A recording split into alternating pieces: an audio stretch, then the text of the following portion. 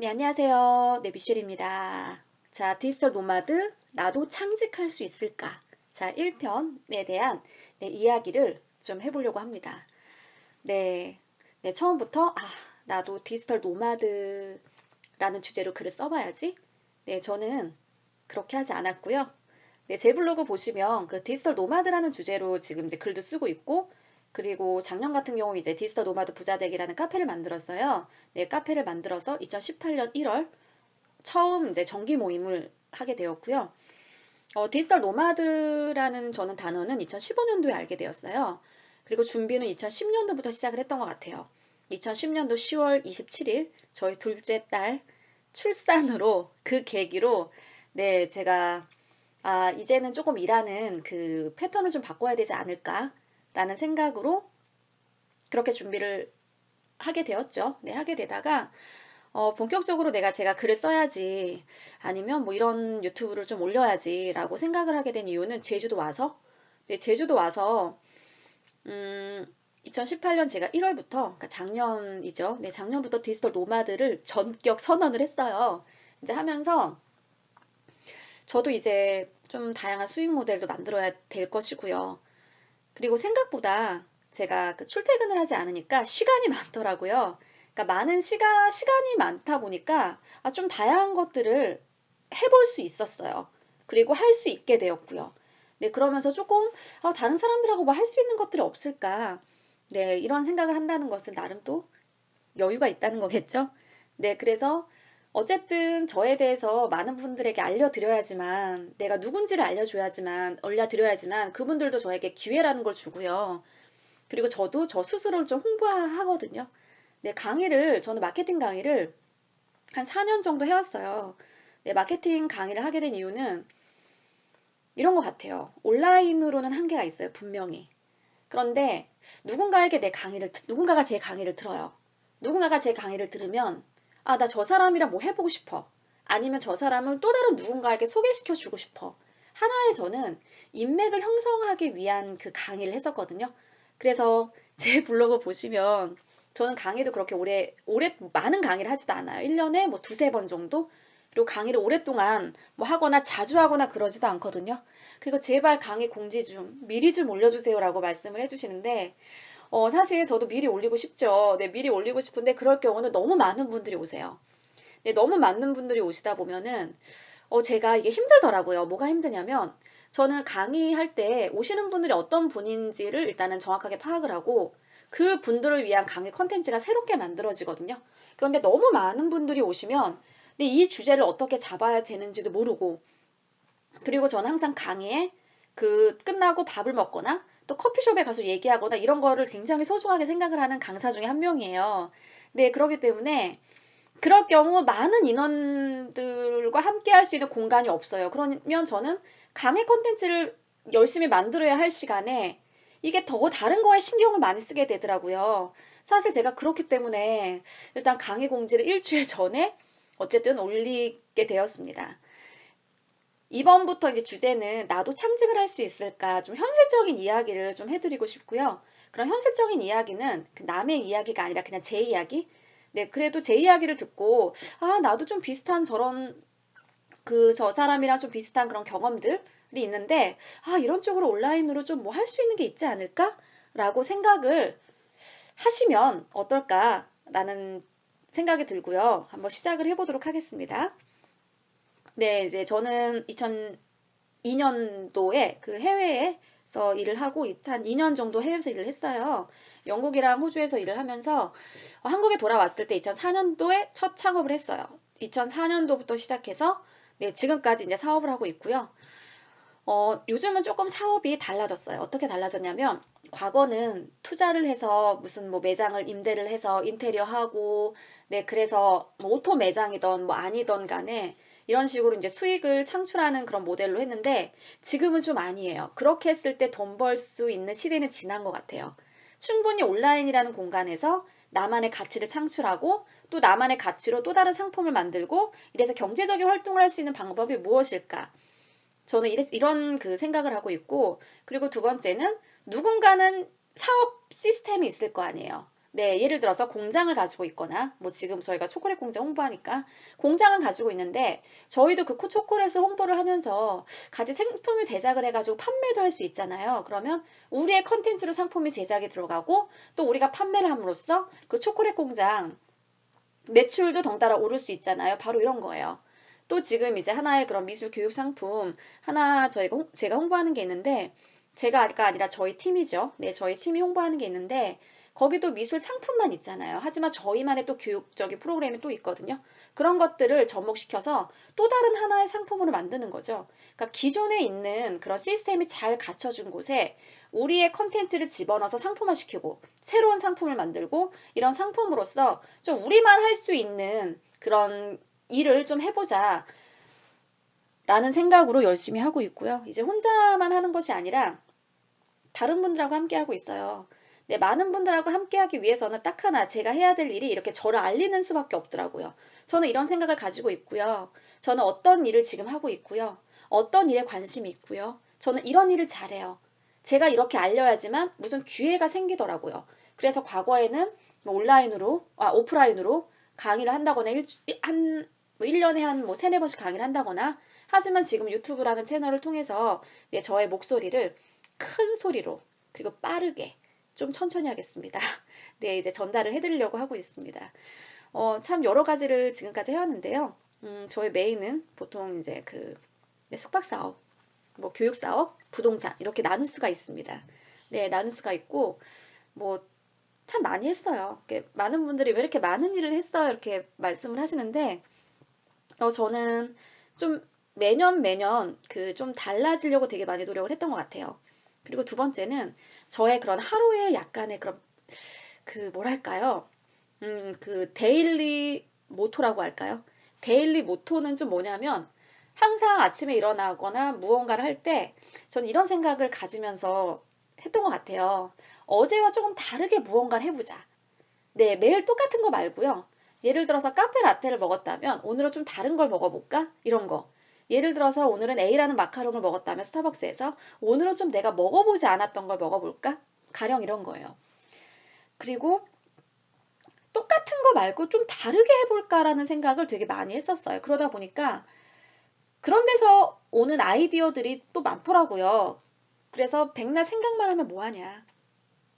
실행을 해야지. 라고 해서 좀 실행을 많이 했던 것 같아요. 네, 그런데 모든 실행들이 실패로 돌아가면서, 네, 이제 실패로 돌아가면서 자존심과의 싸움이 된 거죠.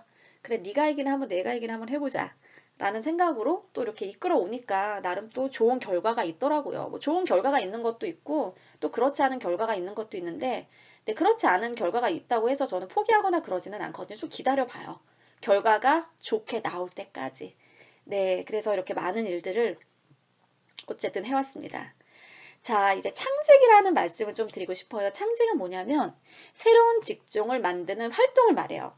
그러니까 뭐냐면, 그러니까 이 사전적인 의미는 그거예요. 창의적인 아이디어를 통해 뭐 자기 주도적인 기존에 없는 직업이나 직종을 새롭게 만들어 너무 어려워요. 그냥 좀 쉽게 좀 설명을 드릴게요. 새로 나온 플랫폼 블로그죠. 네, 지금 블로그 30일 글쓰기 하시는 분들, 네, 이 영상을 아마 듣고 있을 겁니다. 듣고 계실 겁니다. 자, 블로그인데 블로그 너무 어려워. 그런데 블로그 또 다른 누군가는 잘 운영하는 사람이 있잖아요. 그 사람에게 배우는 거예요. 그러면 블로그 강의를 해주는 사람은 창직인 거죠. 10년 전에, 20년 전에 이런 블로그 강의는 없었어요. 블로그 강의가 제가 블로그가 2011년도에 시작을 했으니까 블로그 강의가 그때만 해도 없었어요. 블로그 강의가 2015년도, 뭐 16년도 이럴 때 굉장히 또 활성화가 그때부터 사실 됐거든요. 내 블로그가 다 죽었어. 이제 네이버 이제 죽었어. 이렇게 하는데 지금도 블로그 굉장히 많이 사람들이 강의를 하잖아요. 왜 블로그 강의를 많이 할까요? 왜 블로그 강의를 한다는 것은 뭐냐면 블로그 강의를 찾는 사람이 많다는 거예요. 그럼 왜 블로그 강의를 찾는 사람들이 많을까요? 요즘 블로그, 네이버 블로그뿐만 아니라 유튜브도 이제 뜨고 있습니다. 왜 찾는 사람이 많아? 왜? 효과 봤다는 사람이 많거든. 그런데 사실 늦은 감이 없지 않아 있죠. 효과를 지금 봤다는 것은 무엇이냐면 이전부터 6년, 7년, 8년 전부터 시작을 했다는 거예요. 시작을 했어. 나 지금 성공했네. 이 성공을 가지고 강의하는 거죠. 저 같은 경우는 2011년부터 했으니까. 그러면 지금까지 7년을 했어요. 7년간 버티니까 블로그 강의도 할 수 있는 거예요. 그런데 나도 지금 블로그 할까? 이러면 늦었지만 안 들어가도 안 되는 거죠. 네, 안 들어가도 안 되는 거예요. 블로그는 지금도 제가 계속 하고 있는 이유가 효과가 반드시 있습니다. 효과가 있기 때문에 블로그를 하고 또 다른 분은 그 효과가 있다는 걸 이제서야 알기 때문에 블로그 강의를 들으려고 하는 거잖아요. 그러면 블로그 강사들은 어떤 강사예요? 창직한 거죠. 네, 유튜브도 마찬가지입니다. 유튜브 같은 경우도 제가 2015년도에 처음 시작을 했는데 그때만 해도 성공 사례가 별로 없었어요. 저는 그때부터 시작을 했어요. 열심히 안 해서 그렇지. 그런데 제가 2018년 1월부터 시작해서 개인 과외를 받았고요. 그러면 한 3년, 2년 좀 넘었죠. 그런데 그때는 왜 했냐? 성공 사례를 제 주변에서 만났거든요. 성공 사례를 가지신 분. 그러면서 그분도 한 2년, 3년을 버티니까 이제 성공 사례가 이제 주변에 등장을 하고 이게 이슈화가 되고 이제 그러면서 갑자기 유튜브가 또 확 떴잖아요. 바로 이런 거예요. 기존에 없었어요. 기존에 없었는데 지금 새로운 뭐 플랫폼뿐만 아니라 새로운 영역에서 나만 할 수 있는 거. 그래서 나도 이런 쪽으로 성공하고 싶어. 네, 그래서 나만 할 수 있는 그런 직업을 만드는 것을 창직, 새롭게 직업을 만든다 해가지고 이제 창직이라는 단어를 네, 쓰고 있습니다. 자, 월 수익 목표. 네, 월 목표. 얼마 정도 그 목표를 삼고 계시나요? 제가 물어볼게요. 예전에 이제 제가 설문조사를 한번 한 적이 있어요. 자, 월 수입. 나 목표 손 들어보세요. 그런데 거의 말씀을 하신 분이 없으셨어요. 사실 제가 그랬거든요. 네, 저도 월 수입 목표가 있었습니다. 네, 월 수입 목표는 한 월에 나는 1,000만 원만 벌면 좋겠어. 라는 게 저 이제 처음 창업할 때는 월에 300만 원이었고요. 왜냐하면 제가 처음 2004년도에 그 창업을 했으니까 그때 왜 월에 300만 원이었냐면 제 통장에 급여가 찍힌 게 290 얼마더라고요. 그래서 아 나는 월 300만 원만 벌면 회사 안 다닐 거야 라고 해서 저는 실제로 그렇게 해서 창업을 했어요. 근데 창업을 하고 나니까 그래도 월 1,000만 원은 벌어야 되지 않겠어? 순수익이? 그래서 월 1,000만 원을 목표로 실제로 이제 사업을 하게 되었고요. 그거를 이루기까지는 한 2년밖에 안 걸린 것 같아요. 네, 2년밖에 걸리지 않았고, 저는 강남에서 있는 그런 A라는 매장에서 또 다른 강남역에 있는 B라는 매장으로 한 3년 만에 제가 그 이전을 했으니까, 네, 거기는 이제 150평에 제 인테리어 투자랑 시설비만 2억 5천이 들어갔거든요. 그러면 그 전에 그래도 나름 돈을 많이 벌었다는 겁니다.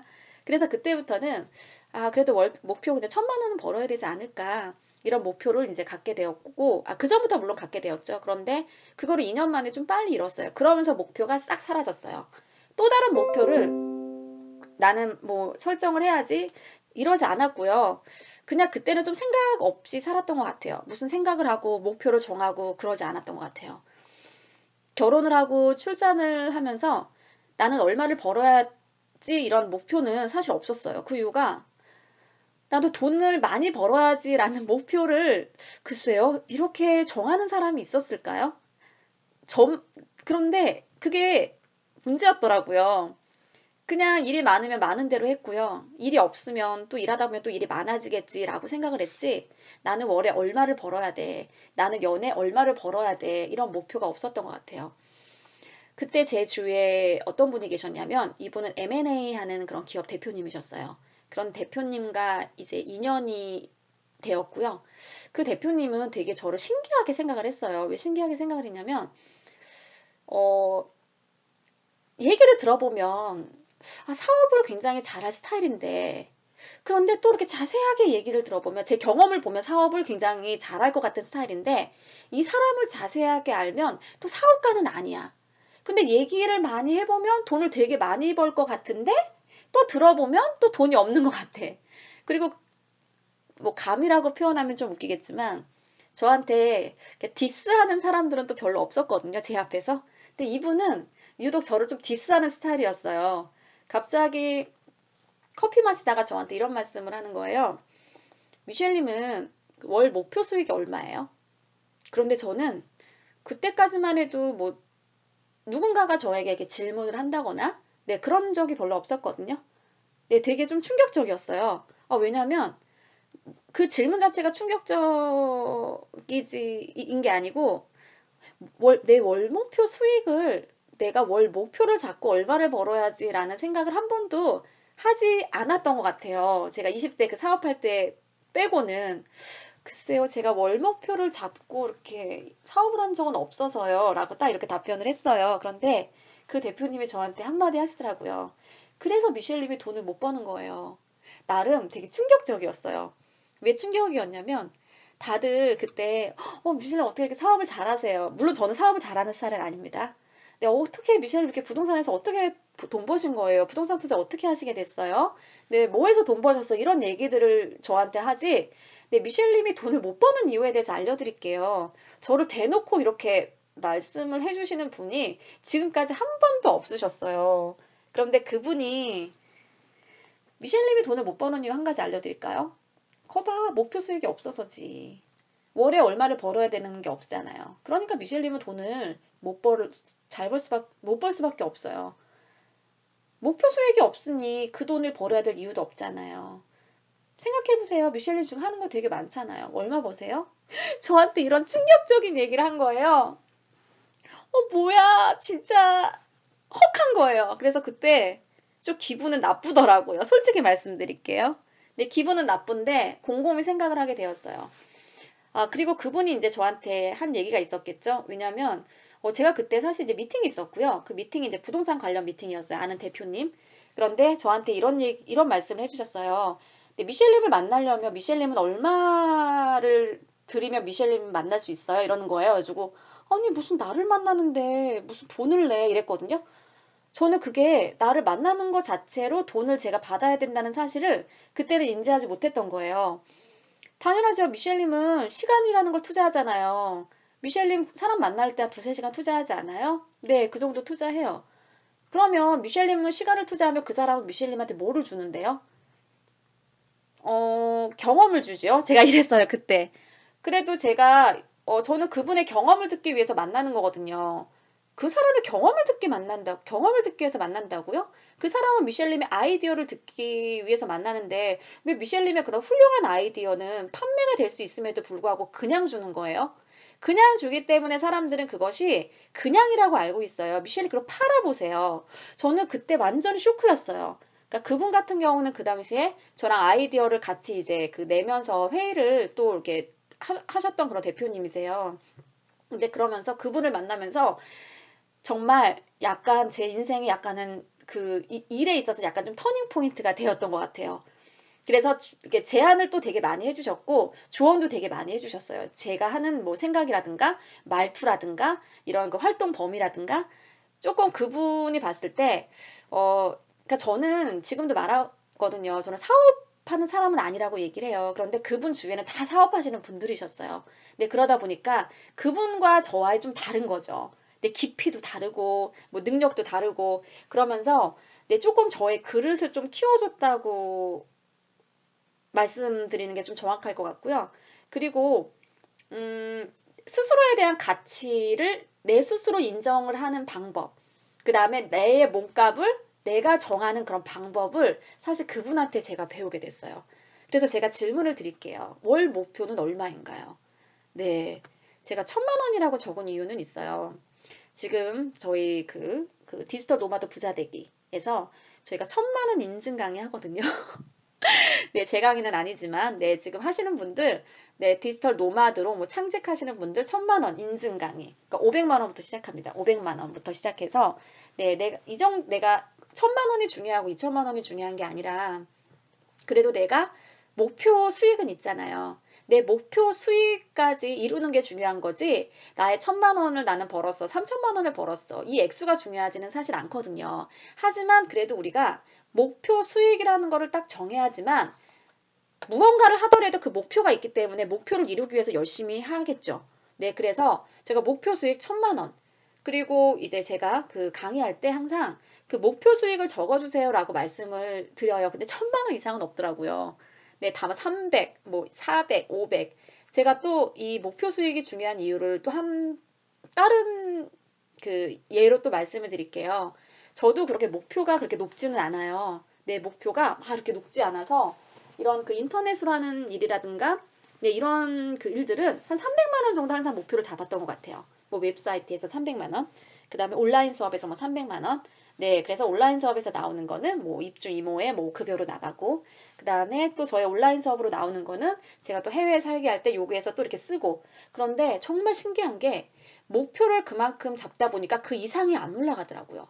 즉, 제가 그 이상 돈을 못 번다는 거죠. 딱 목표를 잡아놓으면 그 목표까지만 하지 그 이상 넘어간 적이 없어요. 정말로. 너무 신기한 거예요. 그래서 내 목표는 얼마인지 모르겠다. 그럼 일단 1,000만 원 잡아보세요. 네. 네. 아까 이제 말씀드렸다시피 당신이 돈을 못 버는 이유요. 목표가 없기 때문에. 네. 저는 이런 얘기를 2015년도에 들었습니다. 근데 미셸님 돈 못 버는 이유 딱 하나에 목표가 없잖아요. 나 돈을 얼마 벌어야지. 이거 목표가 없기 때문에 미셸님은 돈을 잘 못 버는 거예요가 그전이랑 근데 그분 너무 감사해요. 네, 너무너무 감사하고 저한테 누가 이렇게 말씀을 해주시겠습니까? 자, 그래서 그분은 한번 계산해 보세요. 계산이 안 되죠. 1, 10, 100, 1000만 이러고 계시는 거죠. 네, 그분이 그 자기의 몸값을 정하는 그 방법을 저한테 알려주셨어요. 1년에 30억은 벌어야 된대요. 자기는 1년에 뭐 여러 개 사업체도 있는데 뭐 자기가 하는 그 사업체에서 30억은 저는 무조건 벌어야 돼요. 순수익이요. 저한테 이렇게 말씀을 해주셨어요. 자, 그래서 12개월로 나눈대요.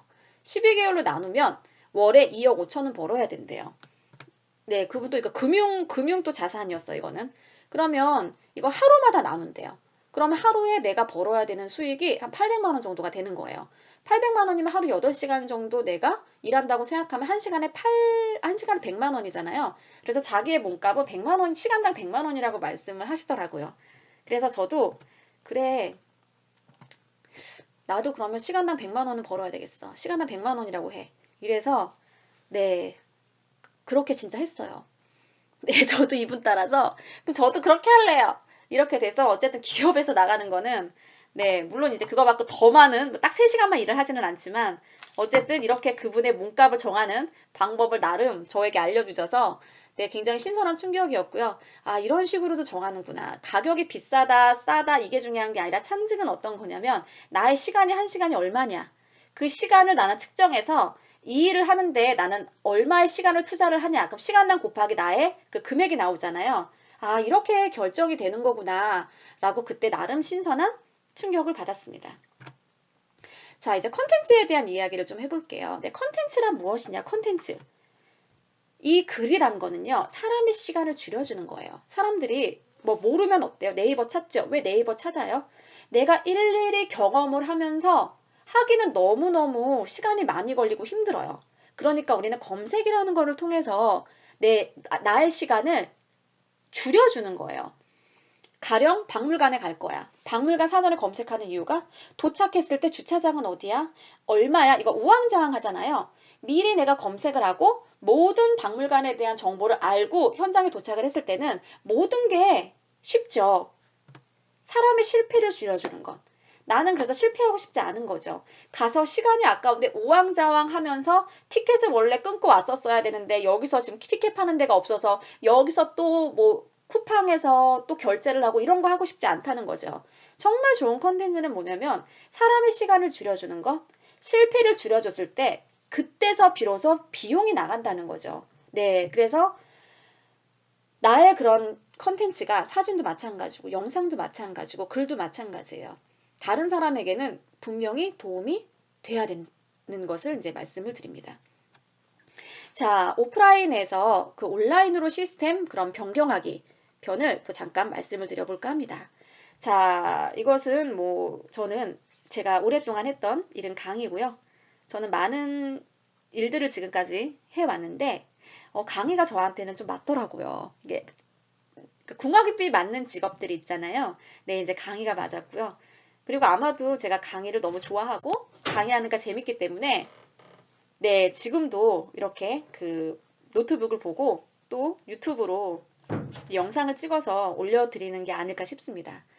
네, 온라인으로 제가 이제 지금은 이런 강의는 안 해요. 제가 취업 강의를 한다거나 그러지는 않습니다.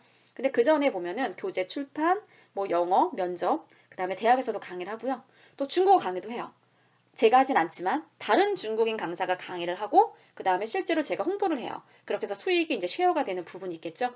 그리고 그 당시 또 온라인 강의도 했어요. 뭐 초급도 있었고 중급도 있었고 그리고 PDF 파일이라는 컨텐츠도 판매가 됐어요. 오프라인에서 되게 많은 일을 했어요. 그쵸? 근데 온라인으로 시스템을 변경을 하면 뭐가 빠질까요? 짠! 두 가지만 빠져요. 자, 볼까요? 자, 오프라인에서 하는 거 지금 취업 강의, 대학 강의 이거 두 개만 빠지고요. 나머지는 전부 다 온라인으로 할 수 있는 거예요. 네, 온라인. 그럼 다시 한번 볼게요. 아이고. 자, 취업 강의 볼게요. 취업 강의 같은 경우 당연히 오프라인에서 하죠. 이런 오프라인에서도 하는데 우리가 오프라인에서만 강의하나요? 온라인으로 충분히 강의할 수 있죠. 네, 그리고 그 당시에는 제가 거의 월요일부터 시작해서 막 토요일까지 강의를 했던 것 같아요. 제가 성대결절 이후로 일주일에 한 두세 번만 강의했을 때는 뭐 또 이렇게 강의가 줄어들었지만 네, 오프라인을 충분히 시간을 줄일 수가 있어요. 오프라인어 시간이 줄여진다고 해서 수익이 줄어드냐? 아니라는 말씀을 드리는 거예요. 그렇지 않아요. 대학 강의, 오프라인 강의죠. 대학 강의 같은 경우도 물론 오프라인에서 하지만 대학 강의가 지속적으로 있거나 그러지는 않거든요. 네, 그런데 이제 이런 그 오프라인에서 그 강의 잡는 게 조금은 되게 이제 부담스럽더라고요. 그 당시는 안 그랬는데 왜냐하면 강의를 미리 잡아놨어요. 그런데 나에게 그때 그 날짜에 굉장히 중요한 일이 있을 수도 있어요. 그럴 때는 강의는 펑크날 수 없잖아요. 네, 펑크낼 수 없기 때문에 저는 이제 온라인으로 일을 할 때 오프라인에서 뭔가 약속을 잡는 것 자체가 굉장히 부담스러워졌어요. 어쨌든 오프라인에서 온라인이라는 시스템을 변경을 할 때 지금 없어지는 거는 뭐만 없어지는 거예요? 두 개만 없어지는 거죠? 뭐? 이거예요. 그럼 나머지 일, 교재 출판, 뭐 중국어 강의, 네, 온라인 강의도 마찬가지고 PDF 파일도 마찬가지고 나머지 두 개가 사라졌다고 해서 수익이 뭐 사라졌냐? 그러지 않고요. 수익은 더 많이 늘어났어요. 왜냐? 오프라인에서 할 때 그런 출퇴근 시간뿐만 아니라 그리고 오프라인 같은 경우는 굉장히 제한적이죠. 공간도 있어야 되지만 그 공간에 맞는 고객들이 올 수 있는 고객들이 한정적이에요. 그런데 온라인은 어때요? 공간의 제약이 없다는 거예요. 미국에서도 들을 수도 있고 중국에서도 들을 수도 있고요. 뉴질랜드에서도 들을 수 있어요. 맞죠? 그리고 일하는 사람들도 들을 수 있어요. 하지만 내가 오프라인에서 할 때는 강남역에서 수업을 했단 말이에요. 강남역에 올 수 있는 사람들은 굉장히 제한적이에요. 그래서 온라인으로만 진행을 했을 때 수익이 더 극대화가 되고 나의 오프라인에 집에서부터 시작해서 출퇴근 시간 또한 충분히 생기고 이게 출퇴근의 시간만 절약하는 것이 아니라 또 어떤 시간까지 절약이 돼요? 출근하면은 9시에 출근해서 9시에 강의하나요? 아니잖아요. 1시간 전에 도착을 해요. 그리고 퇴근할 때도 바로 퇴근하나요? 아니겠죠? 어떻게? 네, 조금 늦게도 퇴근해요. 집에 오면 아무것도 안 해요. 왜냐하면 피곤하거든요. 하지만 집에서도 이렇게 내가 활동하는 시간을 보면은 이렇게 중간중간에 그러니까 이렇게 숨어 있는 시간들이 굉장히 많아요. 네, 그럴 시간에 일도 할 수 있고요. 네, 그럴 시간에 잠깐에 뭐 예를 들어서 미팅, 오프라인에서 누군가를 만날 때 일찍 가서 그 2, 30분 동안 내가 컴퓨터 일할 수 있잖아요. 근데 시간을 이렇게 그 짜질짜질한 시간을 좀 더해보면은 또 굉장히 큰 시간이 나오더라고요. 그래서 요 다음 영상에서는 오프라인 시스템에서 온라인 시스템으로 변경을 할 때 뭐가 중요했는지, 그 다음에 어떤 식으로 또 수익이 발생이 되는지, 그걸 통해서 나는 또 이제 어떤 노력을 했고, 어떤 또 기회가 있었는지 조금 자세하게 설명을 해드리도록 하겠습니다. 자, 2편에서 만나도록 할게요.